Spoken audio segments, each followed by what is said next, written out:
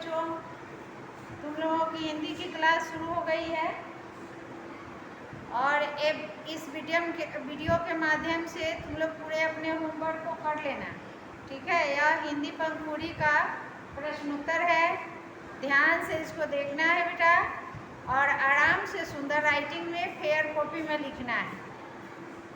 अब ऐसा नहीं कि लापरवाही करना है, पढ़ोगे तभी बढ़ोगे, मेरी बात याद रखना। और देखो, इस चैप्टर को मैं पढ़ा चुकी हूँ, सबको पता है, और तुम लोग इसका क्वेश्चन आंसर जो है मैं सिर्फ उत्तर लिख रही हूँ, ठीक है। लेकिन क्वेश्चन बता देती हूँ, तुम लोग ध्यान से सुनो।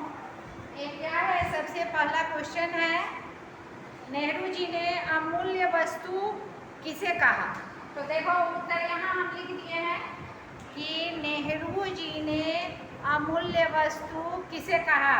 तो नेहरू जी ने अमूल्य वस्तु, देखो, भारत की जनता से मिलने वाले प्रेम स्नेह को नेहरू जी ने अमूल्य वस्तु कहा है। अब बात समझ में आ गई, ठीक है। अब चलते हैं दूसरे प्रश्न पर। अब दूसरा प्रश्न देखो, बोर्ड पर तुम लोगों का सिर्फ उत्तर लिखा हुआ है। बाबू, तुम लोग अपने किताब से कॉपी में प्रश्न को लिख लेना, ठीक है, और उत्तर लिखना मिला करके। उसमें चैप्टर के अंदर से भी है, पाठ के अंदर भी प्रश्न है, पाठ के बाहर भी प्रश्न है, सब अच्छे से मिला लेना। नंबरिंग किया हुआ है, सीरियली नंबर से मैं उत्तर लिख रही हूँ। तुम लोग इस चीज़ को ध्यान में रख करके होमवर्क तैयार करना, ठीक है। अब देखो दूसरा प्रश्न है, नेहरू जी के अपने साथियों के प्रति क्या विचार थे? तो अब इसका उत्तर मैं लिखी हूँ कि नेहरू जी के अपने साथियों के प्रति कृतज्ञता, आदर और सम्मान के विचार थे। अब तीसरा नंबर प्रश्न है कि नेहरू जी ने अपनी भस्म, यानी कि भस्म किसको कहा गया है कि जब हमारे धर्म के अनुसार किसी आदमी की मृत्यु होती है और उनके मृत शरीर को जलाया जाता है और जलाने के बाद उस जले हुए शरीर से जो यानी कि राख बचता है उसी को भस्म कहा गया है, इसमें समझ गए ना। और उसी भस्म के बारे में इस पाठ में जिक्र किया गया है कि पंडित जवाहरलाल नेहरू अपने बारे में, अपनी अंतिम अभिलाषा के बारे में, इच्छा के बारे में बता रहे हैं कि मेरे मरने के बाद मेरे मृत शरीर से मेरे अस्थियों को कहाँ पर विसर्जित करना है, मेरे जले हुए शरीर के राख को कहाँ विसर्जित करना है, उसी यानी कि जले शरीर से जो राख निकलता है उसको भस्म कहते हैं। और उस भस्म का कुछ कहाँ पे छोड़ना है, क्या करना है उसका, नेहरू जी ने अपने भस्म का कुछ भाग कहाँ विसर्जित करने के लिए कहा। तो यहाँ ध्यान से देखो, नेहरू जी ने अपने भस्म का कुछ अंश पवित्र नदी गंगा में विसर्जित करने के लिए कहा। अब देखो ध्यान से सुनना है। अब इतना लंबा करते तो बहुत ज़्यादा, लेकिन लिखने लगते तो बहुत लंबा हो जाता है इसका आंसर, इसलिए सीधे गंगा लिख दिए हैं हम। देखो, प्रयागराज में ही उनका जन्म हुआ था और वे बचपन से ही प्रयागराज के गंगा जी को जानते थे और प्रयागराज के गंगा जी को देखते थे, ठीक है। तो उनकी अंतिम अभिलाषा यही थी कि मेरे मरने के बाद मेरे भस्म को जो है वह प्रयागराज के गंगा जी में ही विसर्जित किया जाए। तो अगर मैं इतना लिखती तो बहुत ज़्यादा लंबा आंसर चला जाता, इसलिए मैं इसको संक्षेप में करके लिखवाई हूँ ताकि तुम लोग अच्छे से लिख सको। अगर समझना चाहोगे तो मेरी बात सुनोगे, वीडियो देखोगे तो सब समझ में आ जाएगी बात। अब देखो प्रश्न 4 में क्या है कि गंगा की जलधारा का अंग क्या है, यानी कि गंगा मैया जो बहती है उसकी जलधारा का अंग क्या है। तो देख लो, गंगा की जलधारा का अंग भारत की सदियों पुरानी संस्कृति, सभ्यता और इतिहास रहा है। कैसे आज हमारे धर्म के हिसाब से हम लोग गंगा स्नान करने का प्रचलन है, पूजा पाठ होता है तो गंगा जल आता है।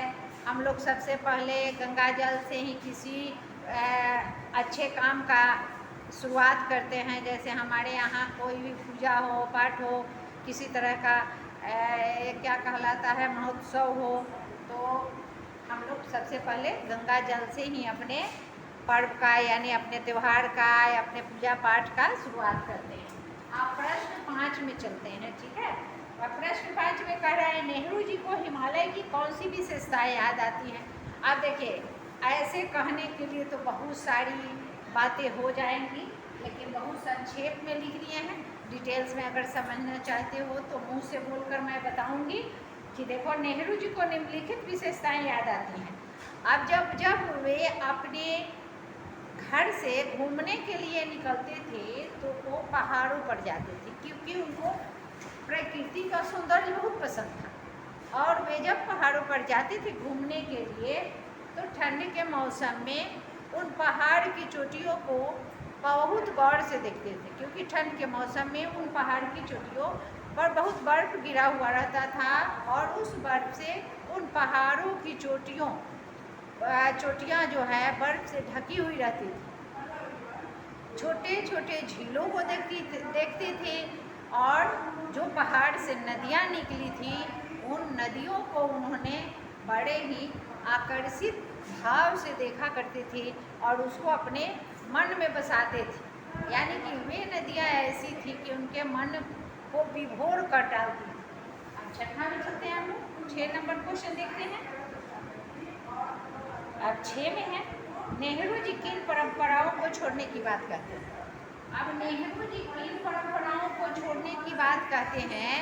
नेहरू जी पुरानी परंपरा जो हमारे पूर्वजों के द्वारा जो बनाया गया है उस परंपराओं को छोड़ने की बात कहते हैं।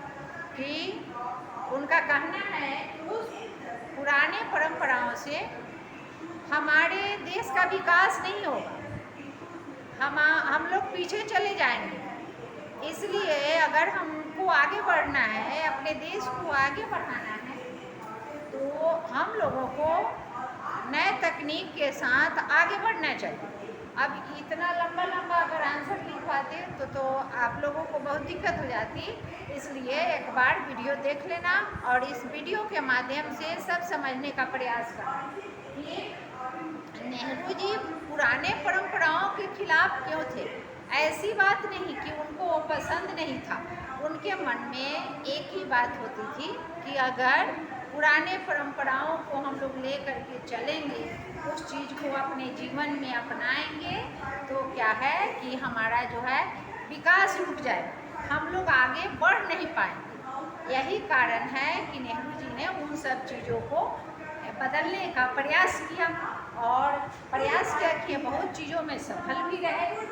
अब चलते हैं, अब 7 नंबर क्वेश्चन है। अब 7 नंबर प्रश्न को देखेंगे। 7 नंबर में है कि नेहरू जी किस श्रृंखला को नहीं तोड़ना चाहते। देखो, श्रृंखला को हम लोग हिंदी में कड़ी भी बोल सकते हैं। श्रृंखला का हिंदी हम लोग कड़ी भी कहते हैं उसको और श्रृंखला भी कहते हैं। दोनों एक ही शब्द है लेकिन एक दूसरे का पूरक शब्द है। बात समझ में आ रही है ना। जब किसी श्रृंखला में अगर खराबी आती है तो कड़ी आकर के जुड़ती है, कड़ी में खराबी आती है तो श्रृंखला आकर के जुड़ती है। हिंदी पढ़ने के लिए तुम लोगों को ये सब थोड़ा सा देखना ही होगा, ध्यान देना ही होगा। अब आगे चलते हैं। देखो, अब एक कह रहा है कि नेहरू जी किस श्रृंखला को नहीं तोड़ना चाहते। तो यहाँ लिखा हुआ है नेहरू जी भारत के अतीत के उस श्रृंखला को नहीं तोड़ना चाहते जो भारत के इतिहास उषा काल यानी कि प्रारंभ से जब शुरू हुआ। उषा काल का मतलब हम लोग उषा काल अगर समय से लेंगे तो सुबह को कहते हैं। समझ में बात आ रही है ना। निशा काल रात्रि को कहते हैं और उषा काल सुबह को कहते हैं। तो उनके कहने का मतलब है कि भारत के इतिहास के वैसा काल, यानी कि वैसी परंपरा जो शुरू से ही चलती आ रही है, उसको उन्होंने तोड़ने की बात नहीं की। उनका कहना है कि कुछ ऐसी परंपरा है जो हमारे पूर्वजों के द्वारा हमें उपहार में मिला, उन परंपराओं को वे तोड़ना नहीं चाहते। अब जैसे मैं सुनो, ऐसी कौन सी परंपरा है जिसको पंडित जवाहरलाल नेहरू ने तोड़ना नहीं चाहा? तो हमारे यहाँ शादी ब्याह का रस्म होता है, ठीक है। उस शादी ब्याह के रस्म में पंडित जवाहरलाल नेहरू जी कभी नहीं चाहे कि इस रस्म में, इस विधि विधान में किसी तरह का कोई बदलाव हो। अब इस तरह से बहुत ऐसे रस्म थे, जैसे बच्चों का उपनयन संस्कार का होना, शादी का होना, मरने के बाद अंतिम दाह संस्कार होना, उसके बाद कर्म कांड पर विश्वास नहीं रखते थे। दाह संस्कार कर दीजिए लेकिन कर्म कांड मत कीजिए, वो दिखावा कहते थे कि दिखावा है, इससे दूर रहिए। फिर उसके बाद बेहतर शिक्षा पर विश्वास करते थे कि जितना पढ़ोगे उतना अच्छा करोगे, आगे बढ़ोगे। अब चलते हैं यानी कि 8 नंबर पर, प्रश्न 8 पर, अपने दाह संस्कार के संबंध में नेहरू जी ने क्या इच्छा प्रकट की है? अपने दाह संस्कार के, यानी कि इसका मतलब हुआ कि उनका कहना है कि मेरे मरने के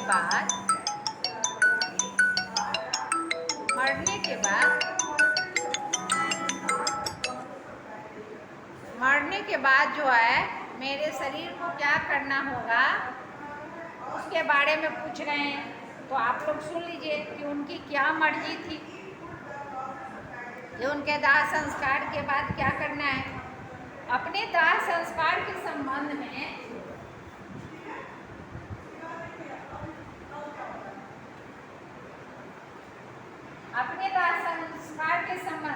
नेहरू जी ने अपनी इच्छा प्रकट करते हुए कहा है कि हमारी मृत्यु अगर विदेश में होती है तो मेरा दाह संस्कार वहीं पर कर दिया जाए, उनके भस्म को प्रयाग लाया जाए, भस्म के कुछ अंश भारत के भूमि पर छिड़क दिया जाए, शेष भस्म को प्रयाग के गंगा जी में विसर्जित कर दिया जाए। ठीक है, अब इसमें तो स्पेस नहीं आ रहा है, लेकिन फिर भी मैं 9 नंबर को लिख दे रही हूँ, तुम लोग भी लिख लो अपने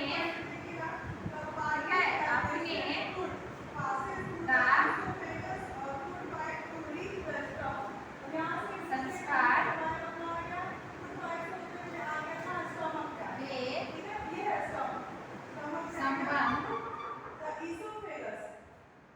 संबंध में नेहरू जी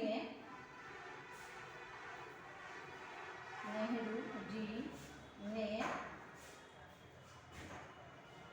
अपनी इच्छा प्रकट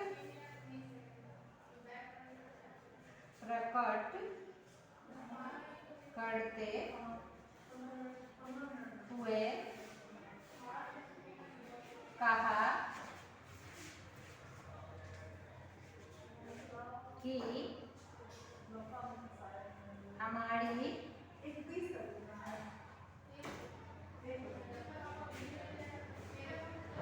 कहा कि हमारी मृत्यु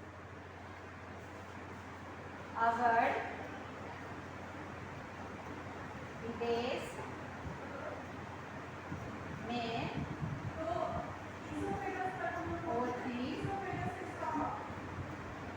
है तो मेरा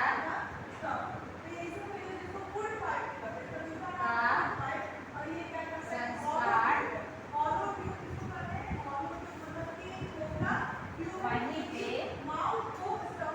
वहीं पर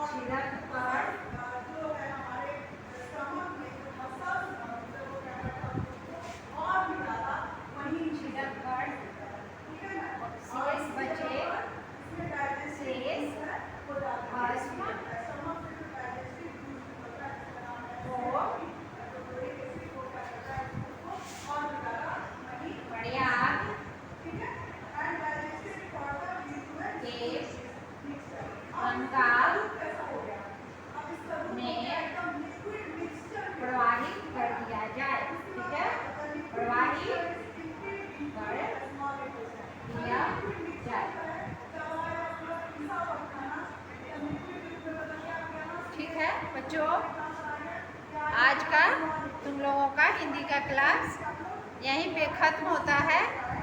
अब हम लोग फिर कल मिलेंगे, वीडियो भेज देंगे। तुम सब अपना होमवर्क पूरा कर लेना, ठीक है। अच्छे से समझ करके प्रश्न के साथ लिखना है, और लिखने के बाद पहले प्रश्न लिखना है, उसके बाद उत्तर लिखना है।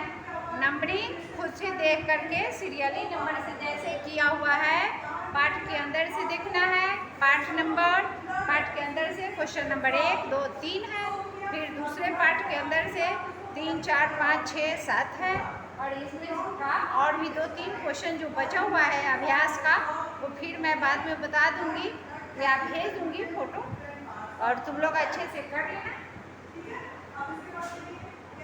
अब इसके बाद राइटिंग अच्छी बनाना, साफ सुथरा सुंदर लिखना।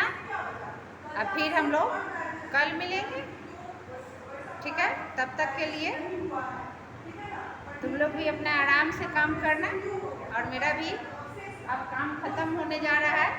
बोर्ड छोटा था इसलिए मैं तुम्हारे सारे क्वेश्चन का जवाब नहीं लिख सकी हूँ। अब बोर्ड एक हो जाएगा कल से, तो वो भी जो क्वेश्चन बचा हुआ है उसका भी उत्तर मैं भेज दूँगी, ठीक है। अब कल हम लोग मिलेंगे, तब तक के लिए बाय बच्चों, बाय बेटा।